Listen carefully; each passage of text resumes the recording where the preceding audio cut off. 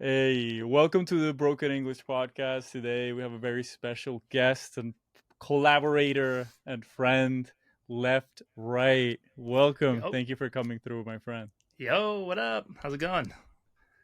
It's all good. We've been wanting to do this for a long time.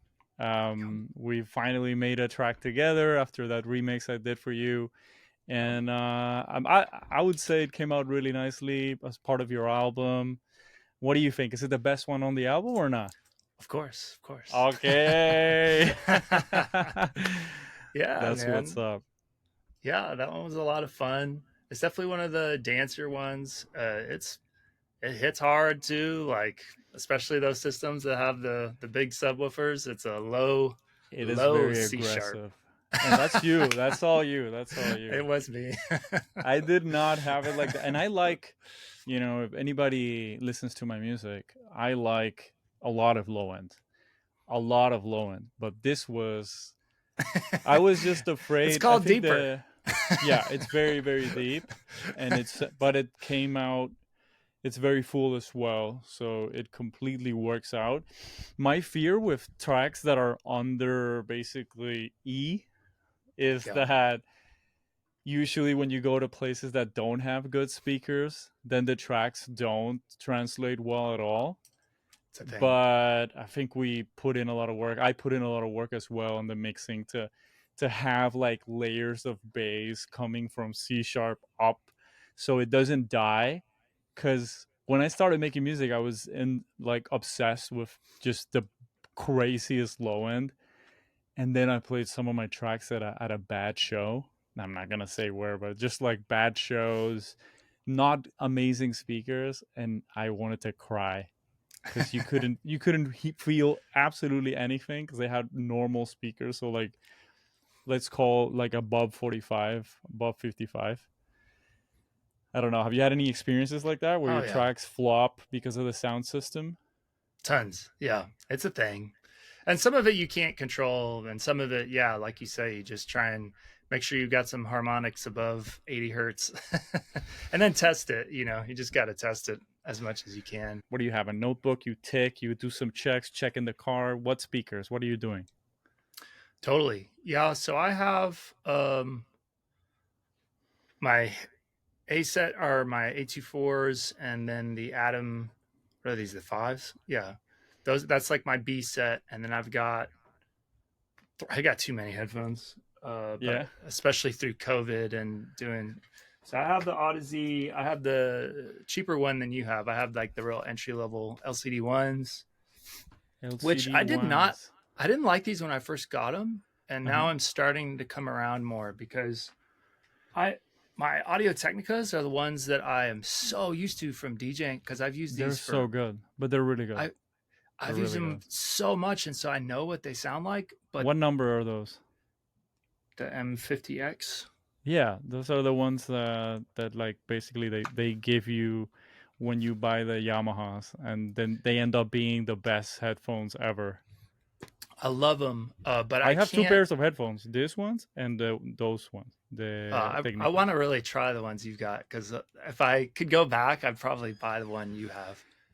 They are the Um, ones that go the lowest that I have tried, for nice. sure. They're the ones that go the lowest. I guess I was making too much money because when I think about the price, I'm like, why? Why did I do that? They had a heavy discount, and they Yep. were closer to the price of the ones you have when I bought them, or Yep. the like the regular LCD tools. They're pretty decent, man. They're good. I would say you don't want to take them like on your backpack. That's the problem when they're so where they Oh get to a yeah. point where it's that expensive. Like if I lose these headphones, it's gonna really hurt. So I don't want to Yeah. do that. But anyways, I cut you off on your process. Let me take us Well, step by step on what you do before you just send a track out for mastering if you're sending it to a label. where do you want me to start? Do you mean like with the writing, or Okay, you mean mostly so mixing? You mean let's mixing? Is that let's what you mean? let's do this. You finish your track, Okay, it's written. you're in the DAW, you're sort of there. What are the checks that you do before you send it to a label? Okay. Yeah. So I definitely check it on both monitor systems and then at least two or three meta headphones. And then for me, it's pretty imperative that I check the AirPods because that's how. I mean, I kind of do that anyways because I run or I exercise. I try to every day. It's not real, not reality, but when I do, I'm always listening to what I'm working on, and because I know my AirPods really well, um, I definitely want it to sound good on there because like that's probably where I'm gonna actually listen to it, and a lot of people. I don't try and prioritize that, but it's definitely a necessary check for me. And then I do the card test too. Do you do Yeah, anything like with the wave, like visually or not? I've been doing this a long time. So when I'm like when I'm doing the mastering and stuff, Lufts was not popular at all like 10, 15 years ago. So I'm really used to watching peak and RMS. And so when I'm looking for certain levels, number one, I always check references because that's, that's how I think for newer or younger producers, it's real easy to get lost in this cloud of like not knowing where things is or where things are. Technically, if you don't have anchors, so references to me is one of the best anchors, sometimes better than meters in my opinion. But then meters are also very important for you to kind of know where you're at. So, and then I still use meters with my references, right? So if the reference that I really like, then I'm going to look at where is that bass hitting on a frequency analyzer in terms of level. Where is it? How does it compare to the rest of the curve? And then I'll be looking at LUFs. And like for me, a lot of people are usually hitting somewhere in that -8 LUF range. And then if they're really hitting hard, maybe -6. So I'm usually trying to live somewhere in there. But Hmm. for a long time, I was just trying to hit around -3 or -4 RMS in terms of just total, which is not as accurate as Luff's because I think it's not as frequency rated, but that's just what I was used to. So at the end of the day, if your stuff sounds as close as you can get it to reference tracks you really like on multiple systems, then you're probably in a good spot. But don't just stick to one. My advice to newer producers, this, but not just sticking to one system, I think is pretty important because transducers are anything that change energy from one form to another, uh, like speakers or microphones, they have the most change in curves Hmm. of anything usually in your chain. And so each one of them is like a weird lens, like a camera lens. It's all going to be warped in its own way. So if you look at it in different ways and listen to it in different ways, that'll give you the best picture. Awesome. Do you do you use SonarWorks or not? I do, but not as often. Yeah. I don't. Yeah, so since I moved to LA, I still mourn my studio that I had in Texas because it was not nearly as treated as this studio, and it still was like it But sounded you were used so to it. much better. Yeah, and I was so used to it. I must have mixed and mastered like 2,000 songs Oh there, my god. and When I when change I'm studio, I lose like 6 months or a year. Like it's straight up, just it's lose it because the vibe is not there. You're not getting where you need to be. it's It a thing. sucks, dude. But you know what? And that's because we are elitist snobs, or I am. I'll say that about myself. Because then people are like mixing on the worst headphones and they do really well. But when you get used to the good stuff, it's so hard to go back. It is so Agreed. hard. Like when people tell me, "Oh, you don't need a sub," I just like I'll stop talking to them. You don't know what you're talking about. I don't want to talk to you anymore. Let's not do this. Like, no, you don't need Fair. a sub. You really don't. If you get these speakers, they go really low. It's never like having a sub. It will never be the same experience. I think my recommendation for people always is either you have the money for an excellent studio with a sub, or you get a good pair of headphones and like the sub pack. But the problem is now that the sub pack they're not selling it. I think like people are telling me they're Oh, not really? selling it anymore. Yeah, and they put out one that is like insanely expensive, and it's too bad because it's such an excellent product. It's so good for mixing bass and like understanding what's happening in the real low end. Right. But I don't know. I mean, if anybody's out there, there's an opening in the market. Go make some money. The one other thing I would say that I do with testing is, I do try and play it out. I mean, it's usually, I'm always going to play the song out Hmm. at least once or twice, depending on, yeah, where it's going. Let me ask you about that. How much does the crowd reaction move your decision on if you're gonna put a track out or if you're gonna make changes or not? Definitely some. It's not the only factor because context is key, right? Like if the crowd was like not feeling whatever was happening before or after, or like that can definitely influence what happens. As left right, I go in a lot of different directions in my sets, and Mm. so sometimes I might be squeezing something in that I shouldn't, but I want to just because I like the song. So I kind of try and evaluate that too in the crowd reaction. But I mean, it is important. Like if people are moving and then they really start moving your track, I mean that's a huge green flag.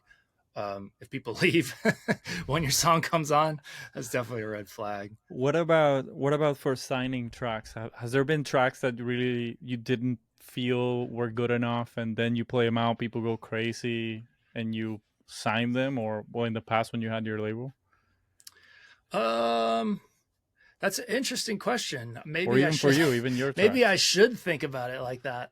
No, I mean, at this point, I'm usually pretty confident in like what I like, and Hmm. then I don't care if other people, do I want some of my tracks to be successful? Sure, but like Yeah. I make this stuff because because I love it, and so yeah, there are times when maybe I wish I'd done something else, but for me, a lot of it, well, it's like how some people think about tattoos. It's like it's a moment in time. You do it, and that's what it is. That's the thing.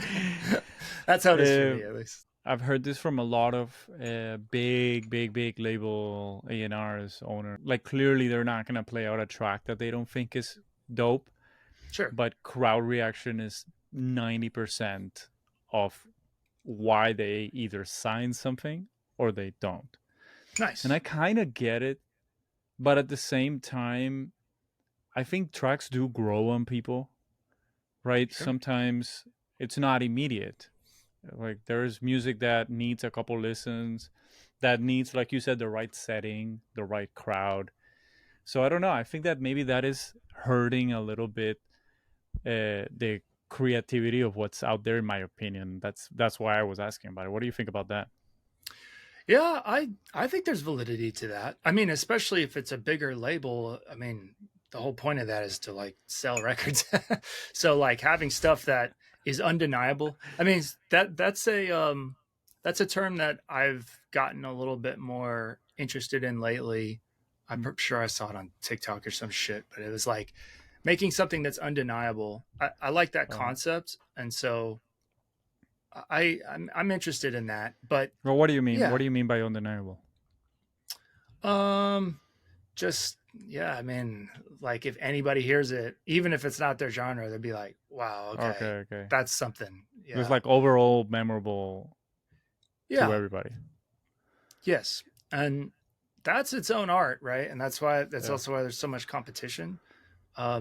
I'm not sure that I'm like trying to write the most catchy hooks of all time. Does That's not social really. media influence you at all, or not? Yeah, but do you Um, think about that when you're making tunes? Like, are you taking oh, that into account or not? well, what influences me is my peers, and I mean, Mm. and I'm hopefully I mean that in a really good way. Like when I see like acts that I just recently followed or that I'm excited about, and then they post something that's kind of in this new trend that I'm into, I'm like, oh shit, I got to start making some music like now. And sometimes that's a negative feeling because I feel kind of like behind or something, but Mm. often it's exciting. I'm very excited about music stuff that's happening right now, just in a lot of stuff that I'm into. Oh, So in that cool. way, it's good. I'm Yeah, not. you're not. Yeah. Well, No, we should man. exchange some I tunes and am stuff, not. man. I'm like, oh my god. I'll go through my in-flight, and I'll Oh, download fuck that two shit, man. two or three tracks out of Excuse my French, but dude, I haven't had 200. anything good on in flight in years, man. Oh my god, no way. So But there is some yeah. very cool underground stuff happening. Oh yeah, yeah. I mean, I get most of my music from Bandcamp for sure, and I'm Did you pushing I'm hear? pushing getting demos. Getting demos for my label, pushing and pushing it. Hopefully, I get more, Yeah, and I I love really being would here. like to live off of that musically. Like if people understand what I like and they send me that kind of music and that can be the tracks I play, I would love that. Did you hear Yeah. Bandcamp just laid off half of their employees? Half, No, 50%. That I didn't. sucks, dude. But And yeah, well, I mean that's I don't think that's gonna be good at all because anytime somebody probably gets not. bought, they're gonna just up their percentage take on sales.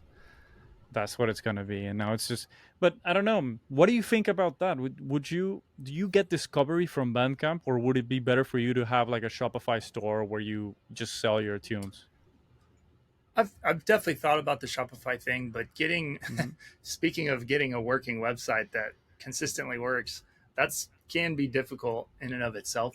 Um, I am getting some discovery on Bandcamp, but I have Yeah. to kind of push it all at once. And then, I mean, the truth is, the stuff that gets the most discovery is bootlegs, which that Yeah, of may not course. be long lived. That's kind of how all of these platforms that if once bootlegs exist, those platforms blow up, and then the majors step in and say, "Hey, you can't do that." And the question is always like, when? So Which is yeah, not too smart, is it? Right? Like think about all of Twitch or 90% of Twitch is right, people reacting to content hmm, and 90% of YouTube is this sort of the same thing. right, Wouldn't you just want to have a lot of remixes of your tracks because eventually it's still going to generate sales for you. So I don't right. understand that kind of thinking. Of course there's ways for you that you could possibly go ahead and limit that, like tell people, all right, you want to release a bootleg, hit us up at this email, we will either approve or deny depending on the quality. Let's say that could work, but eliminating all bootlegs is just dumb. Yeah, it does. Well, my favorite model is YouTube's model because you can remix major label stuff, put it on YouTube, and unless you're blacklisted, most of the time, then they just take monetization off of your thing, Yeah, and that's exactly. great. Like, sure, like the point. I'm just trying to put my remix out. Like, so one of my more popular ones on YouTube is a remix of Jamie XX, and that's on Hmm. a Gosh, I think it is, and yeah, they immediately were like, yeah, we detected copyrighted stuff. You can still have it, but we're taking the monetization. And I'm like, go for it. That's fine with me. It's a bootleg. It's illegal anyways. So Yeah, I mean, I of think that's a course. good model. Yeah, I think that's a good model too, and I think even the opposite would work because, to be honest, if it does get to a point where a major label notices, then both people made enough money. Like if you make a bootleg and it's famous enough for a big label to buy it, then they're gonna make a lot of money and you're gonna make a lot of money, and that's it. And that's what has happened lately, with A. and all of these people that just remix the Ali. What was it, Aaliyah? I don't really remember. I should know that, and I don't, but I don't think it's her. But yeah, yeah, I know that. I mean, that was like the biggest tune of the Ciara, last. 1 2 step, Ciara. Okay, yeah, nice. Yeah, so he did the boot first, and then the labels approached him Yeah, and released. Yeah, yeah, that makes of sense. course. That's the same thing that happened with the. I don't remember his name too well. I think it's Brian. Brian. Oh yeah, Brian Softwell. He did this like Bad Bunny bootleg. Everybody was playing it, and Repopulate Mars hit him up. The problem with that one was, and then no hate Brian at all, but in order to put that out, they had to have like another rapper sing like Bad Bunny, and it wasn't Oh, it right. wasn't very Was good. it the same? Like we it's not it's kind of hard because he has a particular way of pronouncing words and rapping, so it sure. didn't really work out too well. They had to do that on another. I won't say which label, but Oh, they do it they on got all a of them, all of them. sure, sure. But they got a license from a really big like advertisement, and then they were like, "This doesn't have any copyrighted samples," and they're like, "This one might, but we're going to give you another one that doesn't." So they had to, and then they had to pull it and re-release it officially with the new one. And yeah, same thing. It's hard to replace vocals, man. That's never perfect. it, especially something like that, if it's like a pop vocal, if it's not crazy unique, then it can still work. But a rapper is complicated because people really feel the cadence and all that. Sure. Anyways. Yep. Well, just the size of their face makes a difference, right? So why did you decide to put out an album instead of just releasing singles? Well, because I've been releasing singles, I've probably put out like 100 of them over a long time. I didn't really realize it at the time because I think I was just surviving. But in looking at it in post, I went through like crazy amount of changes, both career and like losing my studio and switching all of my teaching to streaming, and I was changing manager agent situation, and yeah, and so I ended up having a lot of music. I always have a lot of unfinished music, and I was like, "Oh, I've got like 8 or 9 almost finished tracks. I should just Oh yeah. do this. I should just make an impact and see what happens." And yeah, I don't regret it. I do. There might have been 1 or 2 things I would have changed about how I did it, but I'm What? happy. Let us know. What would you have Well, changed? okay, so here are some of the things. Yeah, well, I could talk about this for a long time because this is like half a year of my life. Go ahead, Um, man. so the benefit for most producers, especially newer or smaller producers, of releasing singles is it's more of a constant stream of content, and so it's much easier to be like, hey, if you've got 8 singles, you're saying hi 8 times. Hey guys, Mhm. here's single one, single two, single three, and so being in front of people constantly, I think, is important for growth, and I think that's what most people advise, and I do also advise that. I do think singles is the way to go for growth. So that's a big benefit there. The benefit of the album, at least that I've seen, is that it kind of, people are like, people get singles all the time, right? Oh, new song, great. Oh, 12 songs, holy shit, right? So there was a little Mhm. bit of a wow factor that comes with an album.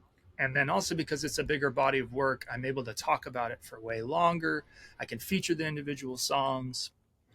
Um, Now, I did spend a good amount of money on PR, like a solid amount, uh, Okay. in the thousands for sure. Um, in terms of PR, was a big chunk of change. I did some advanced promo with your army. That went well, but that was a chunk of change. And then, like I made T-shirts, which that was a chunk of change. And then I also spent money on advertising, and that was also a chunk of change. Um, How do you feel I'm about the glad return on all that? I'm I'm glad I did all of it. PR is never going to be like, you never make money from PR. You just get Mhm.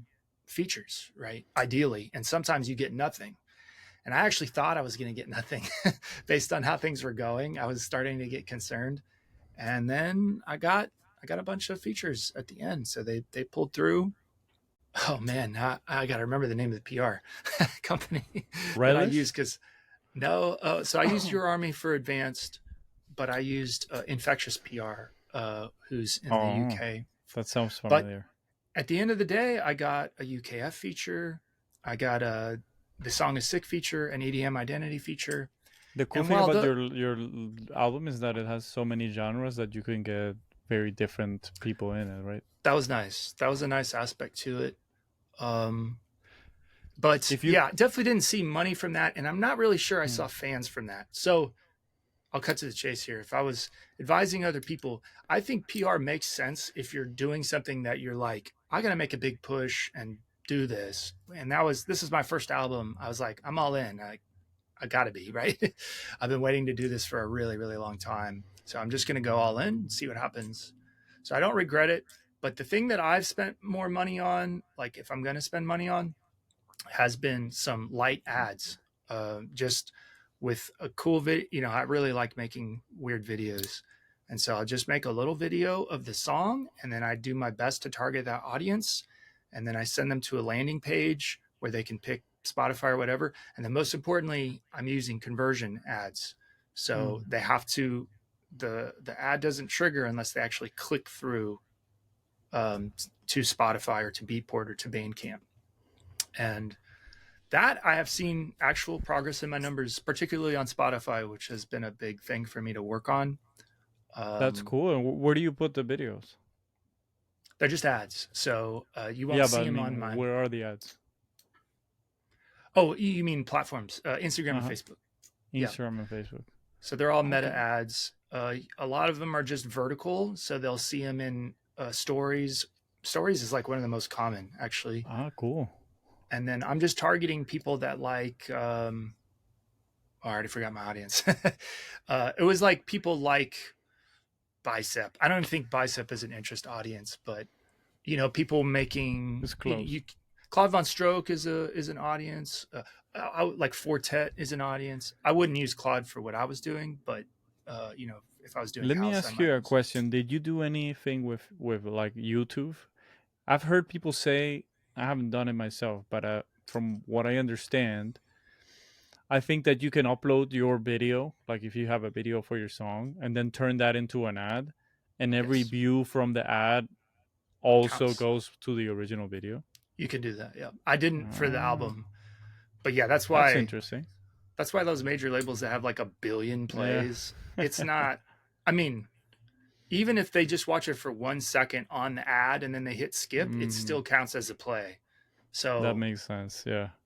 yeah, so that's also why YouTube numbers are a little bit spurious sometimes. So why didn't you make a with your skills? Why didn't you make just like a video for every song and put it on YouTube then?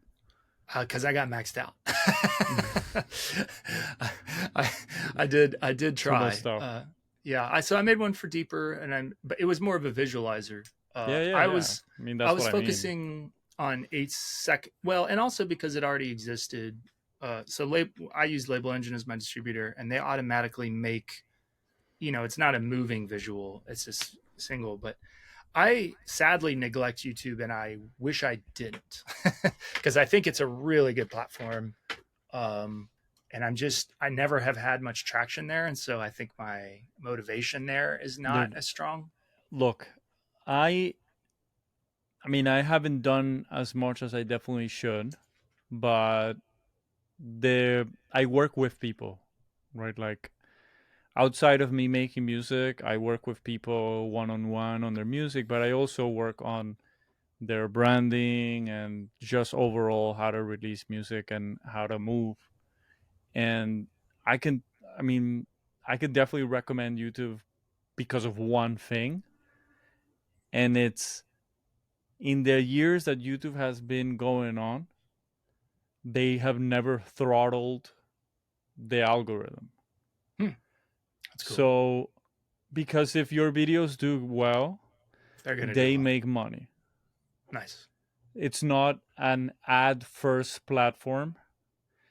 And I lived through the Facebook decline, right? Yeah, Like when I started making music, I was going crazy trying to get people to like my page, like my page and do all that stuff. And I had a pretty decent following and my numbers were really good and I was stoked about that. From one day to another, it went to 0.01% conversion. And from then on, I'm like anything that is related to Facebook, I'm out. And I can definitely tell that TikTok is going in the same direction. So it's not that I'm out of TikTok, but that's why I trust YouTube so much. They have never done that. You can still, if somebody is subscribed to your channel and they go to their subscribe feed, they you'll will be in see it. your video. And That's if cool. somebody hits the bell notification on your channel and you release a video, they will get an email with the notification that you uploaded a video. Nice. And that's like, I guess, the closest thing to email that you have. And that's why like I highly recommend YouTube to everybody. You might not have the best numbers on YouTube, but they are real. If somebody has a Right. big following on YouTube, they will sell out shows. Somebody has a big following on TikTok, they might not even get streams. Wow. Like it doesn't, it's a different level of attention. The same thing with like doing this sort of stuff long form and even streaming. If people are willing to sit with you for an hour each week and listen to you, there's a different type of connection than them just like scrolling through TikTok, where most of the people that come through they don't even follow, so they won't even see your name again, but they'll like your video.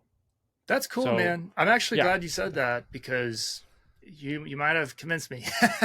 Oh yeah, you should Seriously, definitely do it, especially because with your skills.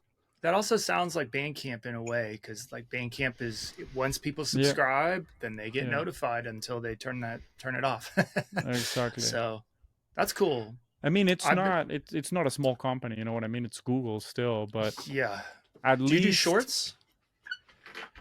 So I've been completely slacking, but I mostly just want to do the podcast and the stream. Nice. And Yep. the thing with the podcast is I would really prefer to do it in studio, because I just Yep. want to hang out with people I find dope that make Totally. dope music. That's Yep. what I would like to do. However, when people come and they're playing a gig, they get in Saturday night, Yeah. they play at 3 a.m. and they Yep. leave Sunday morning. So it's really hard to catch them and be like, hey, do you want to, like, come to my house for a bit and do this? It's complicated. So Totally. that's why I'm like, I conceded and decided to do the Zoom thing a bit, but I Yep. still got like this mat setup where I like get your recording mine. So it's a little higher quality than Sure. let's do a Zoom call. Yeah. That's cool though. I mean, I really like that you said that. And I think so much things that like our attention span is getting shorter and shorter and shorter. And you're right Yeah. on everything TikTok, even, Oh yeah. Instagram is constantly pushing stuff that you're not even following now also. And you're Showing is right. really bad. It's not, you're not really creating meaningful connections a lot of that time, At all. Not at unlike all. long form. Let me ask you a Uh, question. How many times that's in the cool. past year have you actually gone to someone's profile on TikTok or on Instagram? Like, do you go into their profile? Never. Yeah. Not often for sure. So I created this newsletter, which is so hard to do. I don't know how long I'm going to do it, or if I'm going to, I'm trying to get another writer on, but I'm putting out a newsletter every Friday with like just breakdowns on music business, music production, plugin deals as well, and stuff like that. And it's called the Producer Lab. If you want to see it, go to theproducerlab.com and hit newsletter. Basically, the one of the last ones that I did was like, what should you spend your time on? And my conclusion from mostly just business people, not even like, I try to take the business stuff and bring it into music, is Totally. email list is still number one. It's insane, but email list is still number one. And why is that? Because you control the connection directly to your listener. And if they don't want to get your emails anymore, yeah, they will unsubscribe. But at least you will get a chance to get there. The problem Yep. with Facebook is you have 10,000 followers or whatever you have, and 100 see it. And Yeah. maybe It's of pretty those brutal. 100, there's 40 bots. And 10 people died. You know what I mean? So it's like it Yeah. doesn't work It's out. it's not great. I agree. Yeah, no, I think the email thing is cool, and then what you're saying about YouTube, that makes a lot of sense too.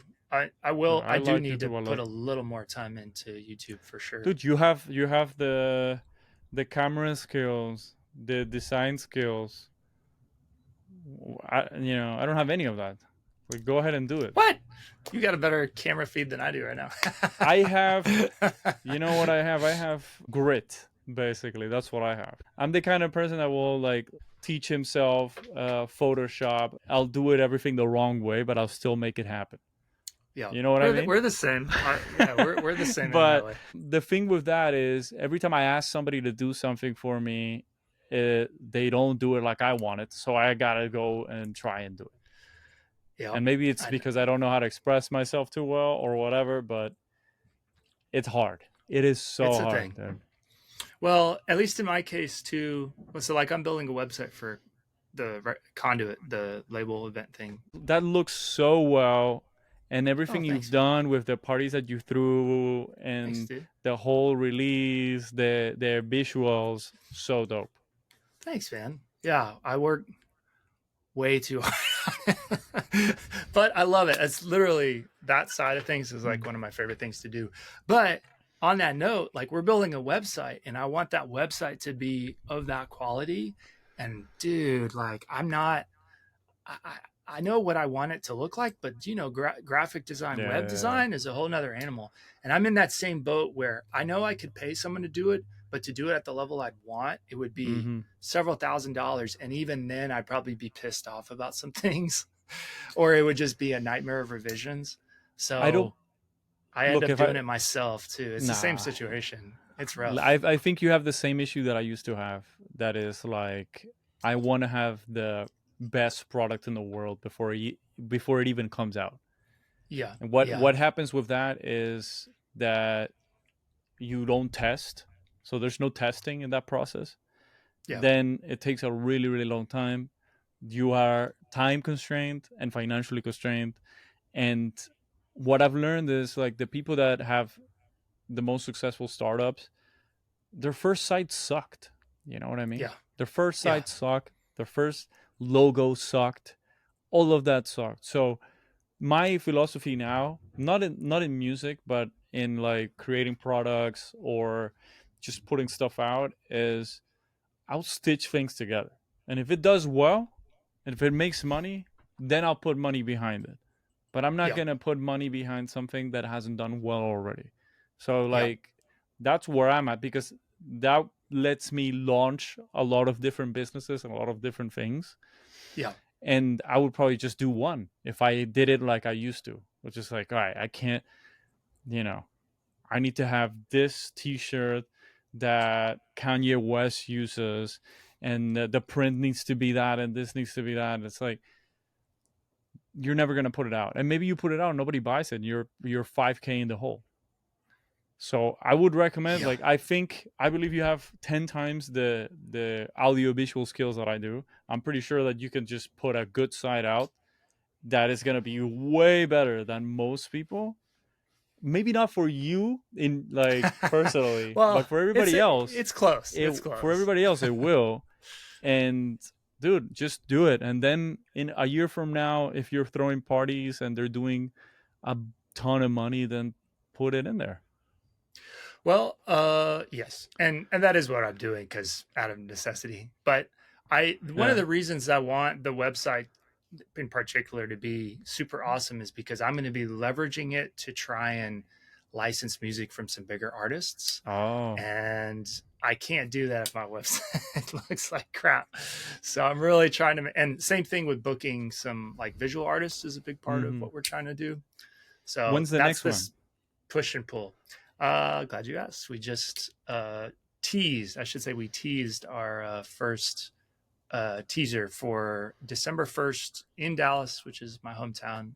In LA now, but and we haven't announced the headliner, but I'll just by the time this comes out, I can say it's a Baltra who is out of New York, probably a little bit more known for like kind of lo-fi New York house, kind of like Oh, nice.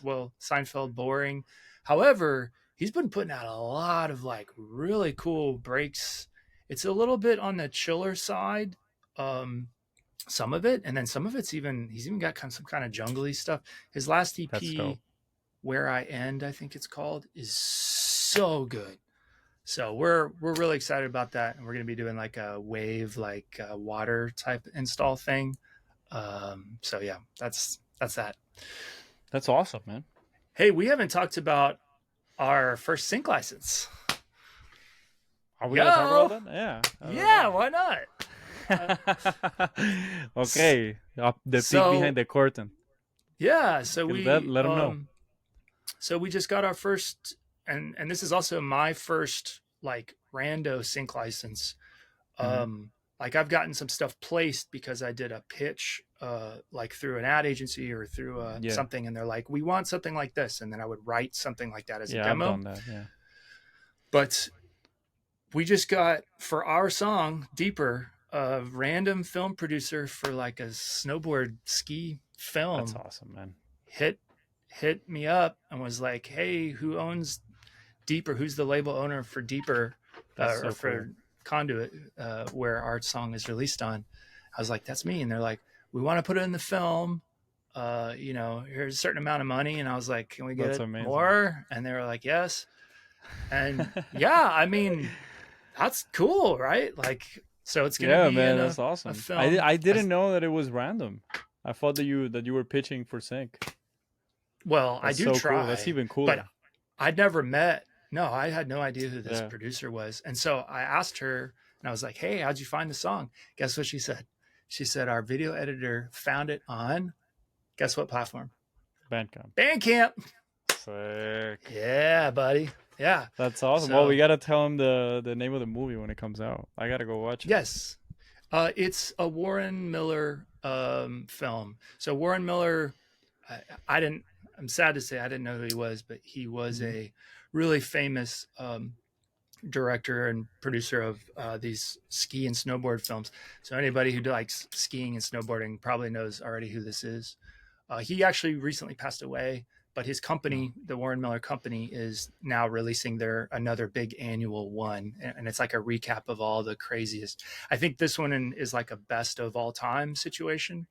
But yeah, so they licensed the song, and That's awesome, sync man. licensing I is mean, look, this is nice. definitely the coolest sync I've ever been a part of because the past syncs were like an Oreo commercial. Randomly, I made a song that's in a an ad about alcoholism in Germany. Oh, in Germany of all places. Nice. Yeah. What song was it? Do you remember what Oh, song? you don't know that one. A collab that I did with my friend Trujillo that makes disco music, Cool. and together we were called No Compromise. Nice. And I sang on all of those songs, man. There are some Oh, nobody. I don't think anybody has heard those, to be honest. But I'm like, there's a lot of songs, and it's all me, like lit proper singing, straight up. nice. That's fun. Is Yeah. it what kind of music is it? Oh, like I disco couldn't you even said? tell. No, no, it's like Oh, okay. house, like housey but slow. I don't know. So I can look like it up and are you send it to like you. singing like Oh, I'm like doing the whole thing? singing. You're Oh wow, belting I it mean out. not like Beyonce, you know what I Oh, mean? But some it's like you're getting it. I don't know. They're not bad, honestly. They're pretty That's good. great. But Cool. if I had like time to let's call it modernize them, I would put them out. Nice. That's awesome, But man. this, I mean, this is way better than a German commercial. Yeah, yeah, it'd be cool to see it. I'm interested to see, like how it syncs up with their I, once you said snowboard, I think it just makes so much sense. Bow, wow, wow, totally. bow, wow, wow. Yeah. The guy going down full speed. It would be Yeah. good to cut to for sure. Yeah, I'm super hyped about that too cuz I I don't think I've ever had a random sync license period on Oh, me any neither. label, including bigger labels. And That's now wild. That's pretty we cool. just launched this label and like first album we got so Now we I'm gotta get on FIFA on like FC yeah. 25. That's Yeah, where that's right. the that's where the I've cash pitched on is. FIFA before. I didn't land it though. I would. That's like that would be so peak for me. Yeah. That's Yeah. the only game That's the one. I play or have ever played since I was like. That's the only game I've Nice. had played. Like I have a PlayStation. My girl got me one, and Nice. I hadn't had one in 12 years. And that's the only game I have is FIFA. It's That's the like one. FC 24. That's it. Nice. That's I what's would be up. very stoked about that. Yeah. But what do you have That's coming cool. up next then? I mean, that's an annoying question, taking into account that you just put out an album. But I still gotta ask. No, I mean, well, you're right. It's been a few months now, and now I'm starting to feel the itch. So, Mm-hmm. my big focus right now is definitely the label. So, I'm trying to get the website up, and we've got the show in December. I will be doing my first LA show, hopefully January, I think. So, and so that's that side of Conduit. And then we're working on our first compilation for the album or for the label as well as maybe some remixes for the album. So we Cool, should man. probably talk about that too. Oh, I'm down. Yeah, Um, for sure. and then as well, So I have this other alias that's a little more on the melodic side, USB them. I've been sitting on a lot of material for that, and I'm probably going to be putting out some of that soon on Conduit as well. And then yeah, and then Left Right's just got another 4 or 5 tunes that I'm working on, but it's I mean, been significantly slowed you got a lot down of with tracks all. then. Yeah, it's a lot to finish. I'll put it that way.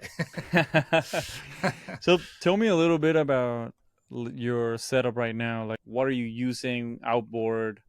Let me know. It's not like super crazy. I did put more money into my computer. I've got the newer MacBook Pro maxed out with M2, and the reason I got that is actually more for video than for audio. Although it has been working great for audio as well.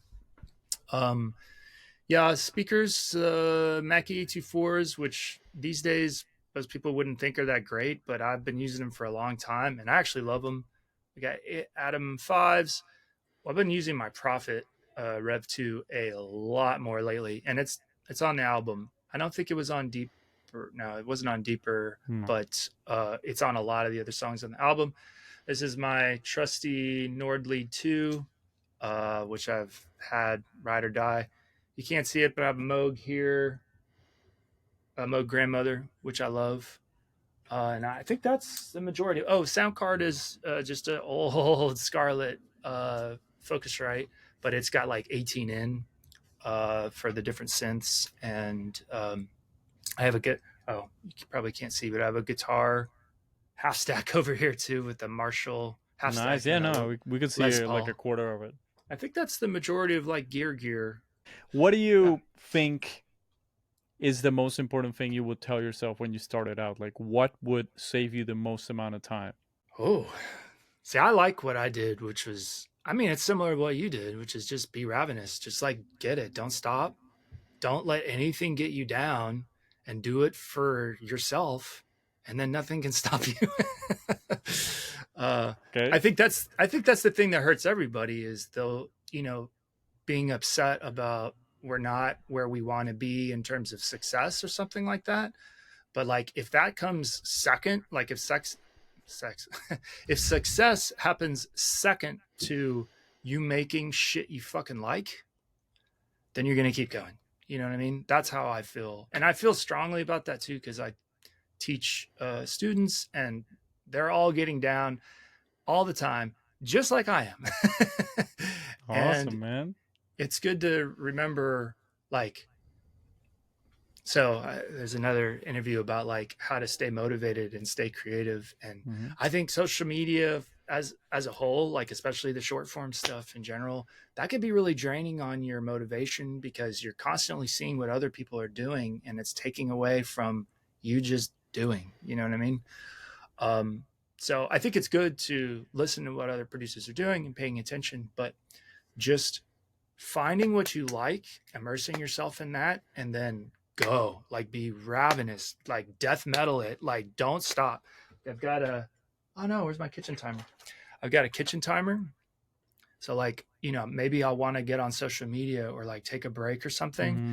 And I'm like, guess what? As it's delayed gratification, but I'm like, I'm not going to do that until I put in a minimum of like 20 minutes or whatever it is.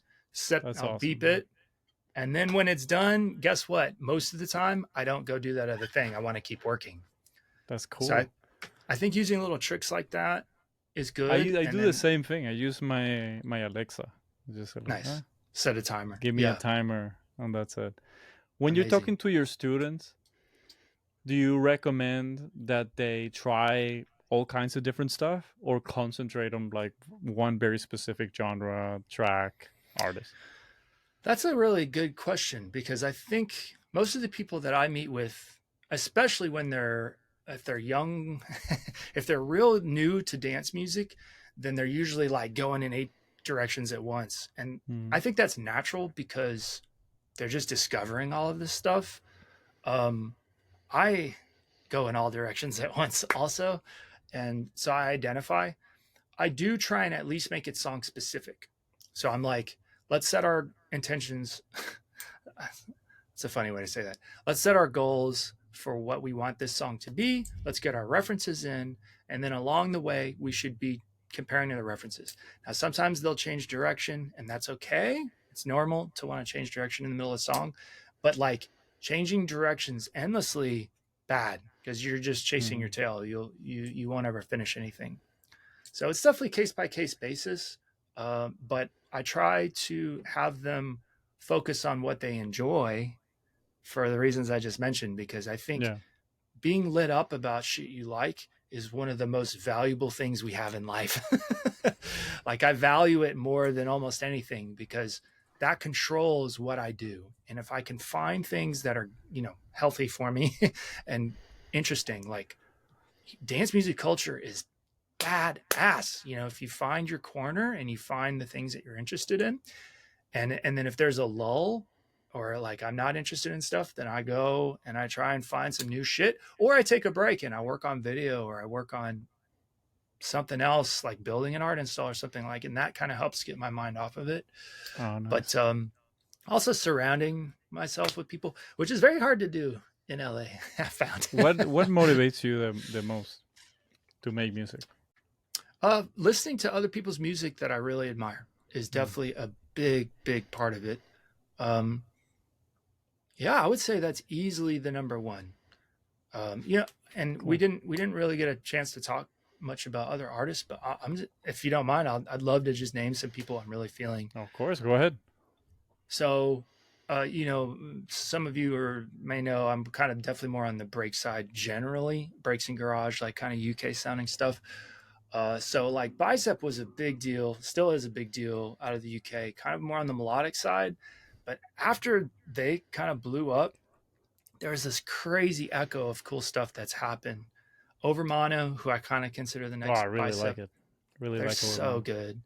Um, oh, now I'm gonna go blank right when I'm Oh, on the melodic side. I really like an act called Jasper Tigner, which is a little more melodic. It's not quite, but I got to see him. He's from the UK, but he played in LA. Fantastic show.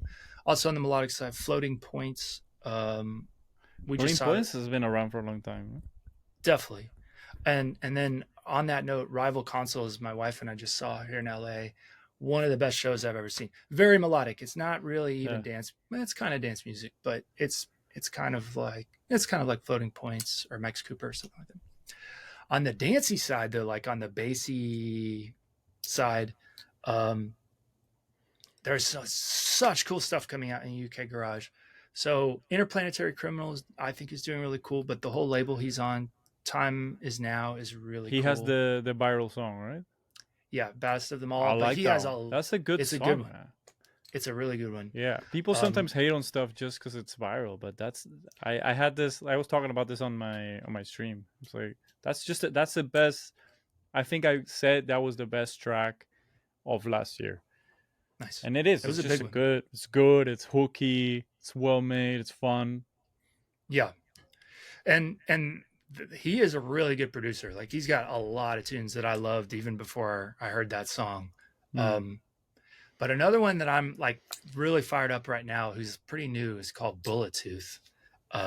And he's doing some pretty heavy garage breaky stuff, and it's popping, man. Like I'm like gonna have even to look it up. Skrillex is playing some stuff like that, which I've never been a huge Skrillex fan, but like he's making some moves that are pretty cool to me. Like I mean, he does whatever he wants, and that's so cool. I mean, to me, I'm not right, the having that freedom. I don't think I've ever played a Skrillex song, but Yeah, I same. respect that he has a dope life. I'm really excited about a lot of that stuff. Mm. And now I wanted to say a couple things because you might like some of these acts if you haven't heard of them. So have you heard of Client O3? Oh yeah, Yeah. yeah, Okay. They're sick. I love them. Yeah. yeah. I play all of them. There's Nice. just the So good. quality of the mixes and the masters of that. Because yeah, the tracks are good. I'm not gonna. They're not bad. They're good tracks, but every time I play one of those tracks, you can just feel, oh my god, these It's a they. vibe. I don't know, they them. I don't know. They really know what they're doing. Totally. Yeah. I've It's actually tried cool. to they act like they're AI.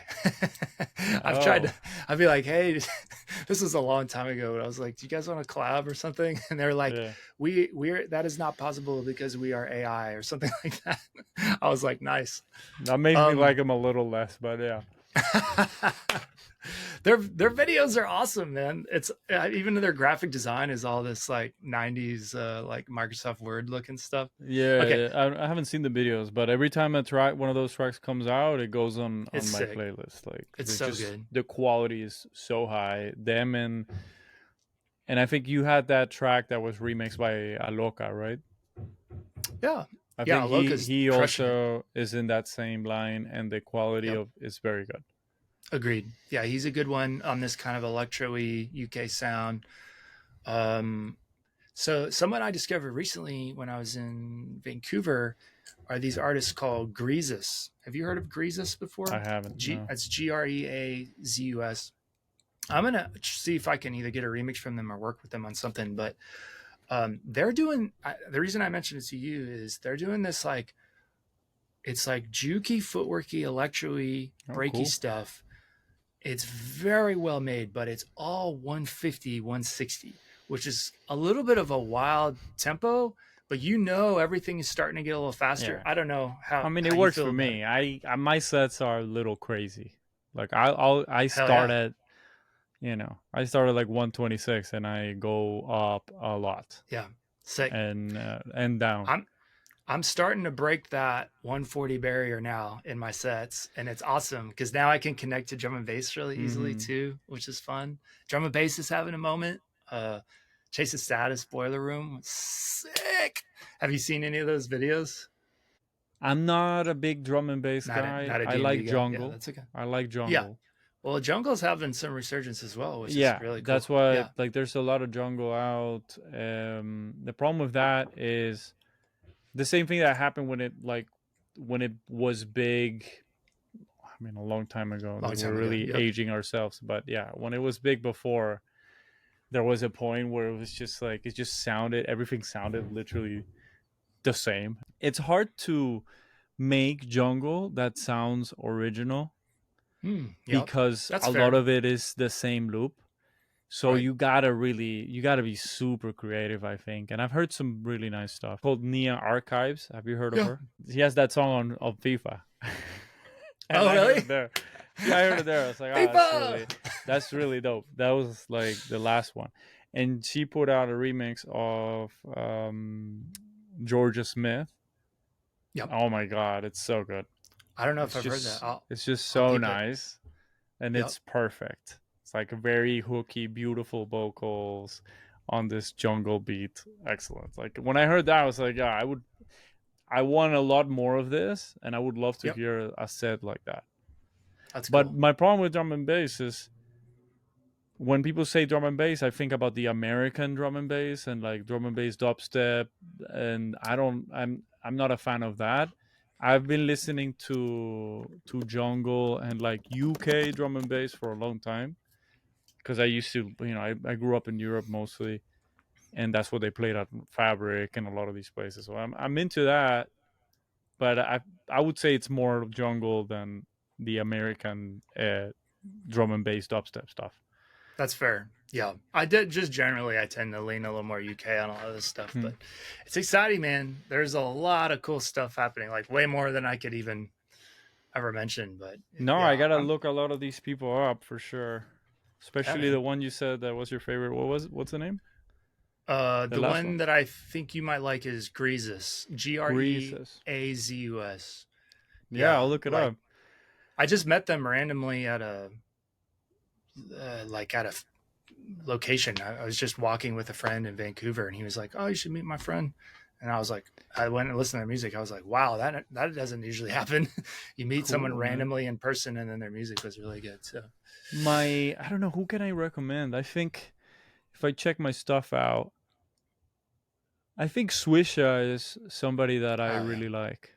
because not only the music, but he has just his own stuff. Mm-hmm. He self releases everything Mm-hmm. and has somewhat like created his label of himself, and he's touring just off of his music on Bandcamp, and I Right. think that also makes me, dig it more. So yeah, Yeah. I would shout out Swisha. I would shout out Nikki Nair. Has been killing it Oh, for 2 years straight, I don't. I'm frustrated. I forgot to mention him early. and Danny Goliger, I guess Danny Goliger. Yeah. Shout out to Danny, dude. So I'll shout out, Ron Mercy. I think is really cool. He's on my label, and he's just, he just started out, but his vibe, his like understanding of groove and vibe is so high that I think he's gonna be very big. I have really liked what I've heard. Yeah, that's awesome. Yeah, he put out, he has a ton of good stuff. Aside from that, I think it's Ron for me, and I love John Gowley, but he doesn't put out any music. But that's like one of the best for sure when it comes to breaks. Nice. Who is I don't who is that one? John Gowdy. How do you spell He the has last a name? he has a track on my he's like the first release on my label after my track. Okay, But yeah, I'll okay. check So it. I have one last one for you, and then we'll call it. Okay, shoot. I asked you what you would tell yourself, and you talked about motivation and how to move through things. Yep. And I want to ask the same question, but technically Okay. about music production. Like, what is the thing that moved you from, let's say, amateur to professional, that would speed up your production process, or the biggest light bulb moment that you could tell people that could save them maybe a couple years? That's tough because all of my answers are not wouldn't normally be. It It's doesn't usually matter. like, Go ahead. well, my normal answer would be to put in the time. So that Okay. doesn't exactly save you time. Let me think for just a second. Well, I mean I'll come back to my reference thing. I mean I Okay. say that a lot because yeah, I remember when I would first mix and I would spend, I mean, dude, hours and hours and hours. And I would be like, okay, this definitely sounds good. And then Mm. you listen to something else and then you come back to yours and you're like, oh my goodness, it is totally not there. So making sure to have anchors, I think I hate kind of repeating something I've already said Nah, before, but I mean, I talk it's, about that all the time, believe me. yeah. So I get it. I think it's super important. I also think that like the way our brains work is our brains are constantly adapting to what's around us, right? So if you're in a Mm. dark room, your pupils adapt and then there's a new normal for what you've seen. It's the same thing with audio, right? Your perception of things is constantly adapting to your environment. And so that's why having references or anchors that are constant is such a helpful thing. Okay, So guys, so yeah, you heard it that's my here. answer. What you got to do is put in the time, do things that make you happy and that you enjoy, and reference a lot. So I'll Yes. second Yeah. that for sure. Nice. Before we leave it, what let's hit all of the plugs. Where can people follow you? Where should they go to check out your music? And Oh, yeah. go ahead. Yeah, so all my main stuff is at Left Right Music. Yeah, that's pretty much it on that side. And then the label is at Conduit Creative. So those are the main two. If you're into more melodic or like weirder electronica, I have another alias also called at US We Them. But yeah, those are the main ones. Left Right Music, Conduit Creative. Awesome, man. You can find all of my stuff at Ernesto's Beats, link down below. I'll be in San St. Pete November 10th with Ardalan. That's going to be a good one. So come through. If you're part of Hey, the crew, let me know, DM me, and I'll be sure to share a shot with you. Thank you so much for coming through, man. I yeah, really man. appreciate it. I think there's a lot of incredible knowledge dropped. We'll definitely have to do this again and get into some other stuff. This Thank was you for awesome, your man. time. Go check out Left Right at Left Right. Go check out our track together, Deeper, out on Conduit. Awesome, Bless, man. much love. Take care. Yeah. Thanks, Dan.